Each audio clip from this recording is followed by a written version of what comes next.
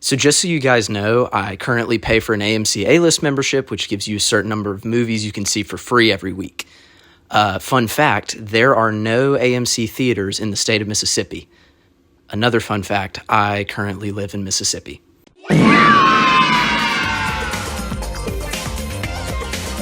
Yeah, so I've been at home for a while and I'm pretty bummed about all the movies that I'm not seeing for free. I'm still getting to see some stuff, but not nearly to the extent I would otherwise, so I've been stuck thinking a lot about all the movies that have come out this summer, and really made me appreciate what's already come out. Summer 2023 was a pretty big year in the cultural consciousness, with Barbenheimer and Guardians 3 and Across the Spider-Verse being the highlights.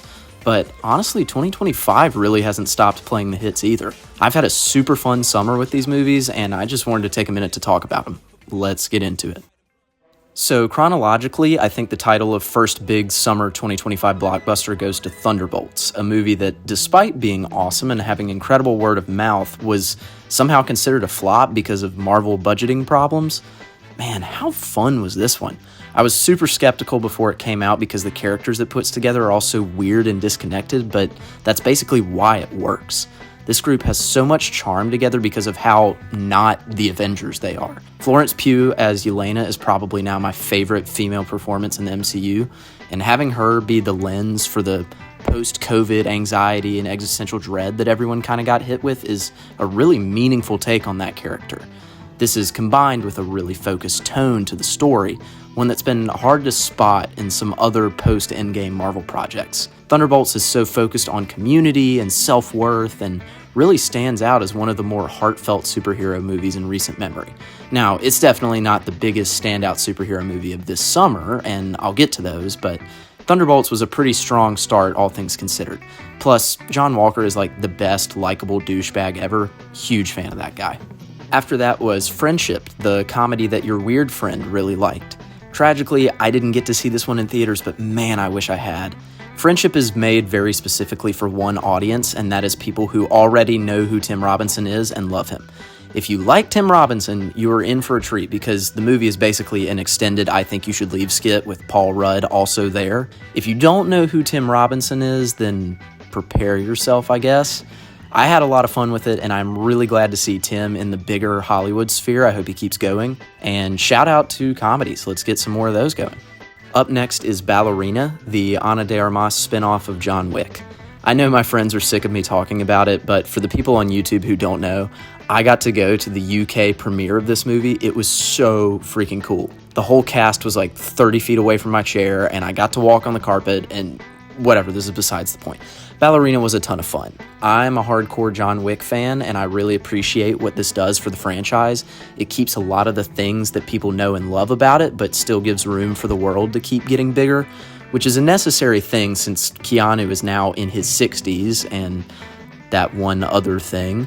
Ana de Armas was great. Her character feels really natural to this world, and I appreciate that even though she's kind of supposed to take this franchise forward, the movie still pays homage to the guy whose shoulders they stand on. John Wick is officially still him, in case you were curious. There was also a theatrical re-release of Revenge of the Sith for its 20th anniversary, which is super cool.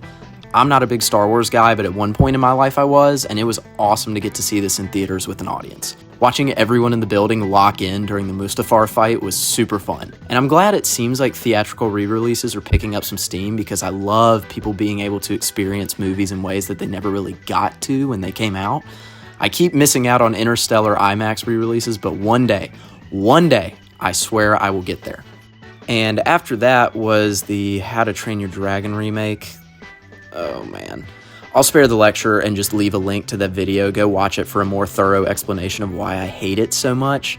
I mean, I'm glad for the theater industry to have a big summer blockbuster that fills up seats, but it's almost canceled out by the fact that it's a live-action remake. Lilo and Stitch, you're guilty too. But whatever, I'm going to move on. This is a positive video. This summer, theaters were also graced with F1. This one felt like a big deal. Everyone I knew was talking about it and kept talking about it for a while. It was not my personal favorite, mainly because I didn't love Brad Pitt's character and never felt super attached to what happened outside the racetracks, but I can't deny the overall package is awesome. Just as a general principle, racing movies are all about aura farming, and F1 is no different. It succeeds in that way. The supporting cast kind of stole the show for me. Damson Idris and Javier Bardem were fantastic. The racing scenes are electric. I don't think anyone can deny that. What I also really appreciate is how they made the characters have to outsmart the races instead of just being faster, because sometimes driving in movies can feel like the protagonist has a magical extra gear that no one knows about and they just get to speed away, but F1 is not like that. They're always fighting an uphill battle and they're competing with the rule book more than the other racers. It's a cool take on a sports movie and it was just a really fun thing to have in theaters. Streaming won't really do this one justice.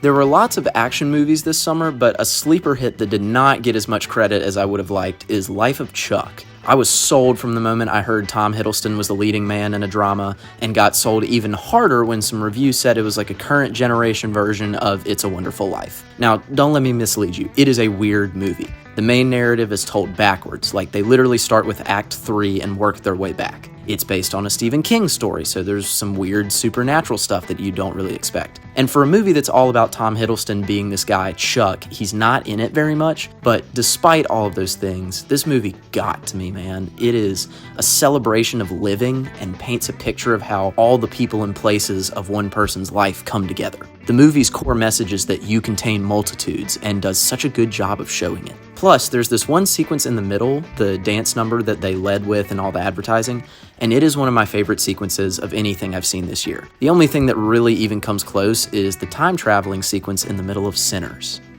And you know what? I want to also talk about Sinners. It's not even technically a summer movie, but everyone's still thinking and talking about it. Now, prepare yourself for everyone on Twitter to switch up on it in about 2 months and pretend to hate it, but you can't deny the results, man. From start to finish, Sinners is a masterpiece. There's no other word for it. The characters, the setting, the narrative, the action, the visuals, the music, everything hits.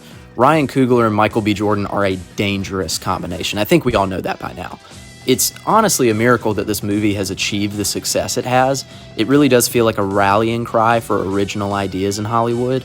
It'll be interesting to see what kind of ripples it makes in the coming years as far as what it influences inside of scripts and out. We've still got a while to go, but I don't think anyone would be surprised if Sinners stands out as the defining movie of the year.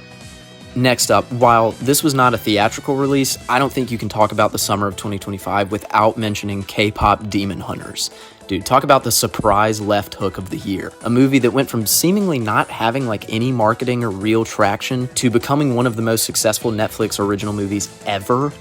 Not that we really needed it, but this is just more proof of the Spider-Verse effect and how personally Sony and DreamWorks are taking it that Disney dominated animation for too long. This movie is just ridiculous in how good and likable it is. I mean, I never thought this day would come, but they actually got me to enjoy K-pop. I mean, I'm not going out of my way to listen to it, but there are some bangers on the soundtrack. The characters are super fun and perfectly engineered to have a long run of die-hard fans on the internet. The animation is astounding, the story is great. The more I talk about it, the closer I get to watching it again. Look, even if you don't want anything to do with K-pop or Demon Hunters, give it a shot. You might be surprised. Arguably one of the biggest parts of the summer is the dual superhero success of Superman and Fantastic Four. I know superhero fatigue is a big thing, and I've complained about it myself a good bit, but honestly, I see these movies as a really good sign. Superman especially. There's the saying that competition breeds innovation, and I definitely think that applies here. Marvel hasn't had any real competition for years and gets to squeeze the life out of the superhero genre, but now they've finally got something to worry about, which is not a dish on Marvel, even though they are fun to do on the internet, because I loved Fantastic Four and Superman. They're both great in their own ways. And while I preferred Fantastic Four because of how much I like those characters operating as a unit and a family, you just can't ignore how good Superman's tone and message is. Caring about other people is cool, man. Nicholas Hoult as Lex Luthor was my favorite part of the movie and one of my favorite roles of the year. If you've ever wondered what a real hater looks like, watch that dude. And even though I felt like Superman had too much going on and not enough time to focus on Clark Kent, it's still nice to see a big fun release like it in theaters. It actually made me interested in DC besides just Batman for the first time in my life. So I'm hopeful for where James Gunn can go after this. And Fantastic Four, at least to me, lived up to the hype. Both of these movies succeed in how likable they are. I know that sounds kind of simple, but that's really the best way I can describe it. I had a smile on my face the whole time I watched Fantastic Four. The cast is basically perfect, the aesthetics are fun. I didn't have any major issues with the storytelling other than being a little underwhelmed by Galactus, but it's just a good time. People really want to pit Superman and Fantastic Four against each other, but I think it should come off more as like, wow, we got two totally distinct and awesome superhero movies that will hopefully inspire even more creative things from both studios. Big fan of both. In a complete tone change from the lighthearted superhero stuff is A24's political neo-western Eddington. Dude, my words are not going to do this one justice. Eddington has been super polarizing with people either absolutely loving it or hating it, but I'm on the side of loving it. It pulls zero punches in its political content and it cuts on both sides of the line. On a ground level, it totally captures the day-to-day about COVID that I forgot about because the days just seem to blend together. Then it completely shifts from a modern political drama satire type thing to a super tight murder mystery. And not only do both parts work, but I think each makes the other part better. Joaquin Phoenix is unreal. Even though he exclusively plays roles that creep me out, you cannot escape his talent. I really gave some thought to making a separate video about Eddington, but I want some more time to sit on it. Even if you miss this one in theaters, I definitely recommend catching it whenever you can. It is a really uncomfortable but well-made time capsule to COVID with great performances, great storytelling, and relevant political content. And if you don't want a dark, character-driven A24 drama, then might I suggest the Naked Gun reboot? Look, it might seem crazy, but more than almost anything else that's come out this year, The Naked Gun is a movie with a purpose. This exists as a last-ditch call for help to get comedies back in theaters. It's a desperate attempt to prove to studio execs that there is still room for people to pay money to go laugh at a movie with an audience. And it rules. The new Naked Gun is not only a perfect homage to the original trilogy, but it just works as its own hilarious thing. Liam Neeson is so good. Maybe because you don't expect the guy from Taken to be this funny, but he plays the role so seriously and every line hits. And Pamela Anderson is an awesome counterpart to him with honestly really good comedic timing. It's got a perfect blend of the old school wordplay and visual gags that made Leslie Nielsen's movies work, and some more modern takes on humor that clearly came from a team that loves comedy. I watched the entire thing grinning like an idiot. I think I was laughing or recovering from a laugh for the entire runtime. Please go see this movie and show that theaters still deserve comedies. And the last movie I want to talk about, I saved until the end so that my friends who are fed up with hearing me talk about it can skip past it. But dude, I love The Bad Guys 2 so much. I feel like every year I have a movie that, even though it might not be objectively the best, sits at the top of my new releases list because I love it so much. In 2023, it was the Mario movie. In 2024, it was Sonic 3. And this year, it's definitely going to be The Bad Guys 2. The original Bad Guys is my second favorite movie of all time. Absolutely the movie I've watched the most time since being an adult. And this sequel was everything I could have wanted and more. It's super fun, it's stylish, the animation and visuals are unbelievable.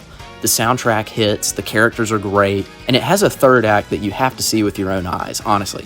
People have asked me about this movie, and I've told them I'm the wrong guy to ask because I'm so absurdly biased in favor of it that I can't really give an objective critique. And honestly, this whole video was kind of just an excuse to gush about how much I love this.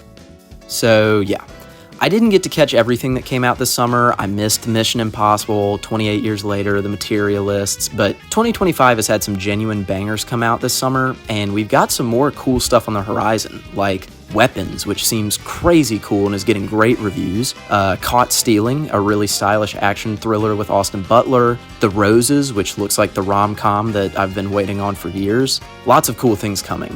I just needed an excuse to talk about how fun this year has been for theatrical releases, and I hope I convinced at least a few of you to see some of the ones I talked about. So go see some stuff in theaters and keep good things like these coming.